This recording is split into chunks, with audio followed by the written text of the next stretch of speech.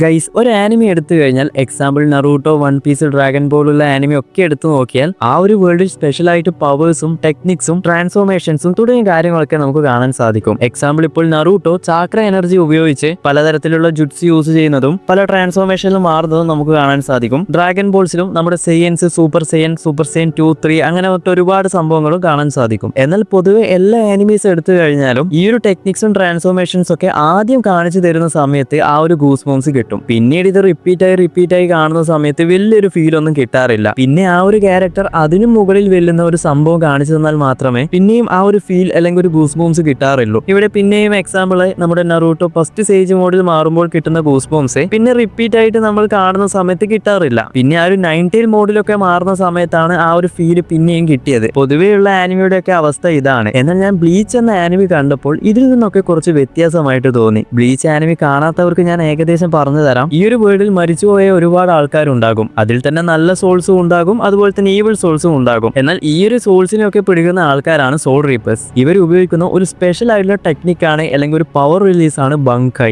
ഈ ഒരു ബങ്കൈ ആരൊക്കെ എവിടെയൊക്കെ എപ്പോഴൊക്കെ യൂസ് ചെയ്യുന്നോ ആ ഒരു സമയത്ത് ഗൂസ് ബോംസ് അടിച്ചങ്ങ് കയറി വരും. ഇതിന്റെ റീസൺ എന്താണെന്ന് എനിക്ക് ഇപ്പോഴും അറിയില്ല. എന്നാൽ ആ ഒരു വാക്കിന്റെ ഫീൽ ഭീകരമാണ്, പ്രത്യേകിച്ച് ക്യോറാക്കുവിന്റെ.